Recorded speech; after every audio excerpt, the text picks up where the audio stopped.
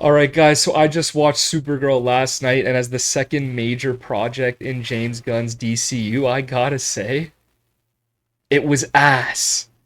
Ass.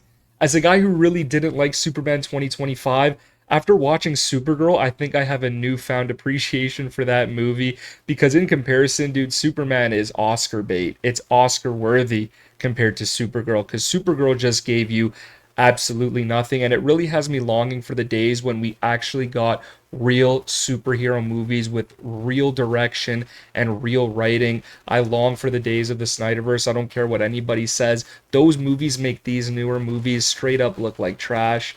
And yeah, I gotta say, if you are a person that actually thought this movie was good, not even great, if you thought this movie was good, you might actually just be retarded. You might have some sort of mental deficiency because there was nothing that this movie gave you for you to have that opinion. The writing was trash. The cinematography is trash. The score is ultra fucking bad. The action is terrible. The acting, for the most part, is bad. Like, other than Millie Alcock, I still think the script she was given is so bad that it makes her acting bad, even though we all know she's a great actor. Just the stuff she was given in this movie honestly was hard to watch. I started feeling bad a little bit towards the midsection of the movie because I was just like, dude, how do you say these lines and not be like, nah, I'm not doing this. I can't do it. I feel bad for the people involved, especially the actors. Like, we got big action stars in this movie. You got Jason fucking Momoa, for crying out loud. And this is what you gave us.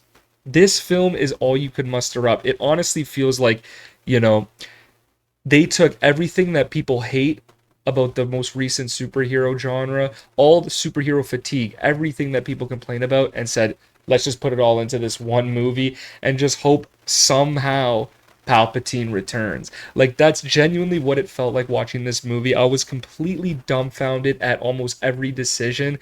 The dialogue is classic stereotypical Marvel style comedy with meme lines. Like, when you think of memes and you think of like, oh, he's right behind me, isn't he? Like the classic. There were lines like that in this movie at every turn. Like, genuinely, there was like, this isn't gonna end well for you guys. Like, this type of shit was in the movie unironically. Unironically, they had these lines, and I don't know who thought this sounded good, but they're crazy. James Gunn, dude, you need to get your head checked ASAP. As much as I love you for Guardians of the Galaxy, I cannot let this go. This movie is a travesty to film.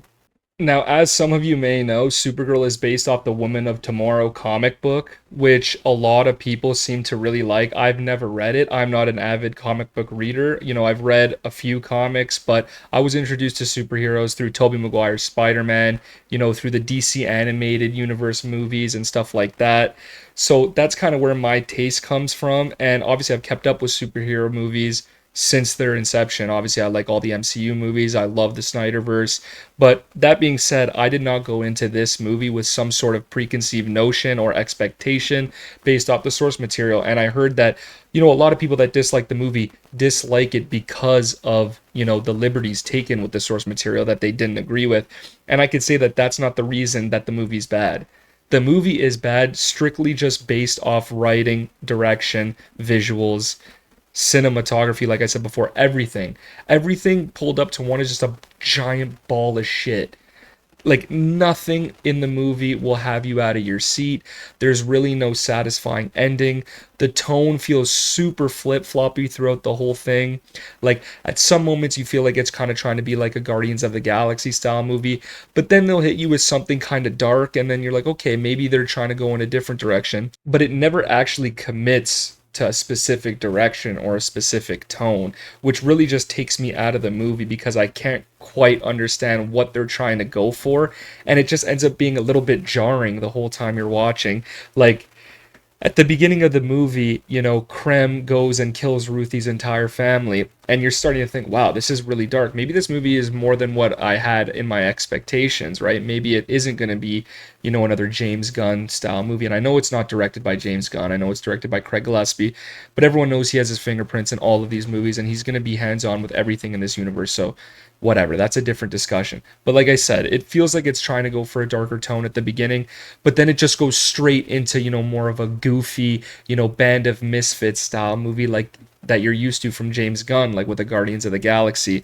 So it kind of just becomes hard to take anything seriously because when they try to go dark, you know it's just going to be contrasted with a more silly and playful style of film, and you know nothing's going to happen. You know there's really not going to be any major consequences just based on the theme and the tone of the movie. I know the dark moments are not going to really culminate to anything serious or anything consequential, like I just said.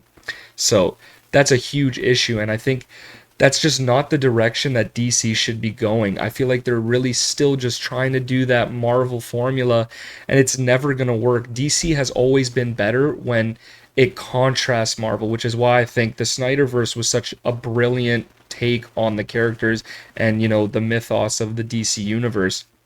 And obviously, I'm not going to get into, a debate between either one. This is about Supergirl, and I just think those critiques apply here. And it's just like a major downfall of the film itself.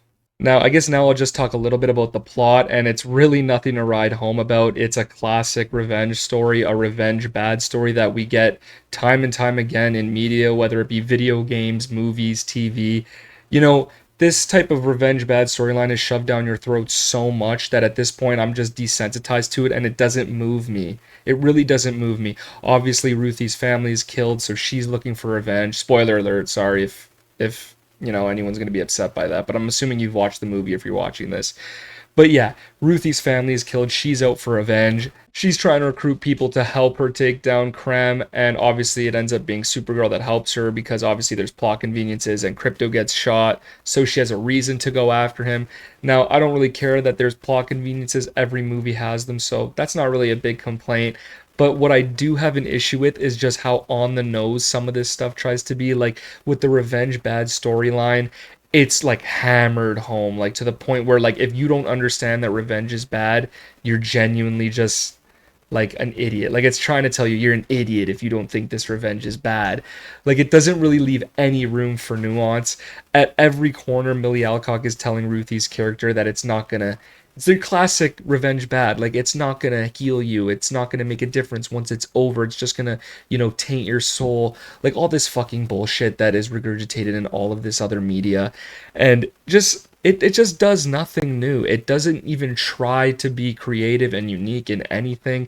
It's just like I said before, trying to be another Marvel movie, and yeah, that's a really big issue I had with the movie is that it just doesn't have an identity at all. And its identity, if there is one, the revenge bad storyline, it's not well done if it's done at all. But yeah, that's really all I care to say about the plot. It's just so poorly done that it's not even worth spending a lot of time on. But now I want to talk about the characters, and it does not really get any better because this is one of like the worst collection of characters in a comic book movie I've seen in a long time. Like at least with Superman, you have some decent characters there like Lex. Superman's an okay character in the movie. I think he's not great, but objectively I could see why people would like him. But in Supergirl, there's just nothing going for it. I'll start with Millie Alcock's Supergirl. Like, she is borderline unbearable the whole movie. She's cracking jokes constantly, almost seems to take nothing seriously up until like the very end of the movie. And I don't care if you say, well, that's her arc. She's nonchalant. Like, that's shit. That's just shit storytelling. She doesn't have anything to her the whole movie. The only times where you actually get anything interesting from Supergirl's character is when it flashbacks to Krypton and the fall of Krypton, because it's weird. Like in those sections of the movie, she has better dialogue. She sounds more, grounded and has like a real personality and a specific personality that seems admirable. But then for whatever reason, when you fast forward, she just becomes cringe. Like it doesn't make any sense. Like if they went the whole story with like the way the character is in the flashbacks at Krypton, it would have been a much better movie because she looks like a much better character and has a much better personality. But yeah, they decided to, okay, a couple years later, now she's cringe for some reason. Now she's Star-Lord 2.0 for some reason. But yeah, she's horrible. Ruthie, the other, side main character, just forgettable, really. She's kind of just a mechanism for Millie Alcock to, come to her potential and realize who she was meant to be. Like, she's really kind of an afterthought. Like I don't really know. There's not really much to say about her other than that, oh, she's going out for revenge, and then she learns that revenge is not good.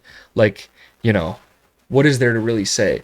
But anyway, let's go on to Lobo with Jason Momoa. Like, you have Jason Momoa. I think the only reason Lobo was in this movie is because Jason Momoa wanted to be in a superhero movie. And maybe they thought, okay, Jason Momoa wants to be in the movie. Let's just put Lobo in this movie because that'll get more eyes and attract more people to the movie because he did not have to be in this movie. That is just one of the most pointless characters I think I've ever seen in a long time. He does nothing for the plot. He does nothing for the characters in terms of, growth and development. He's literally just there to look kind of cool, I guess. He's not even that cool looking, and his dialogue is goofy and cringe, just the same as all the other characters. Like, what is there to say about these characters? I don't even know. And then, last but not least, I'll talk about Krem, the main villain, who is maybe the worst superhero villain I've ever fucking seen, dude. This guy had zero charisma, zero aura, zero motive. There was like no method to the madness. All of his decisions are just kind of random. And I don't know if that's what they're going for because he kind of just like operates and talks and sounds kind of like the Joker for some reason.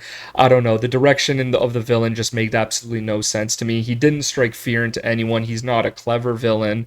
He's kind of just fucking retarded. Like at the beginning of the movie, he kills Ruthie's family, but for whatever reason just leaves Ruthie alive and doesn't kidnap her. I'm not sure why, even though throughout the story they kind of explain that the brigands like taking young girls captive because they can, mate with them and keep their race going or their race of males going.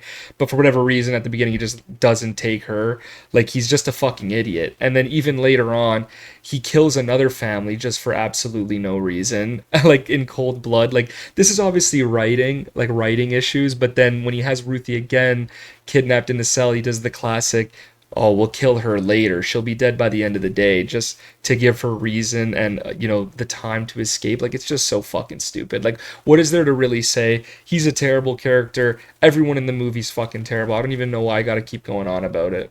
Now, finally, I want to end off with visuals and action. And visuals, this movie does absolutely nothing well. From what I heard, the comic book has really, really good visuals, like breathtaking visuals. And this movie, like most superhero movies that have come out in the past decade, just awful visuals. Everything looks like there's a green screen behind it. It doesn't look like anything is filmed in a real setting, which is just, a common occurrence nowadays. The CGI, if there is a lot, it's trash. Yeah, not really much to say about the visuals. It's an ugly movie, and I think everyone that watched the movie knows that.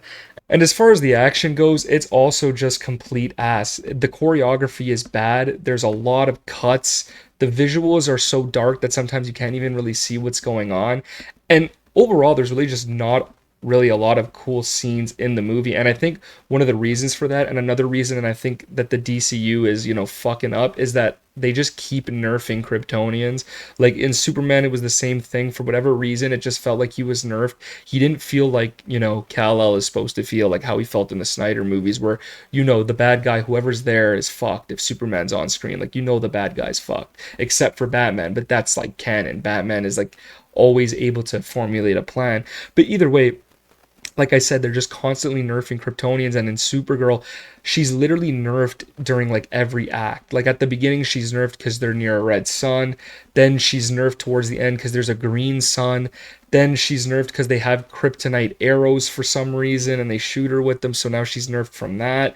It's like they could do so many cool scenes if they were just able to, or they wanted to just use her to her full potential, but for whatever reason they didn't want to do that up until like the very, very end. And it kind of just takes you out of the movie. It's unbelievable. And like, the one scene that I thought was really cool was when, at the end she grabs Krem and she does like this sick ass like barrel roll and fucking tosses him. And it was cool because it kind of looked like an OG like Man of Steel fight scene.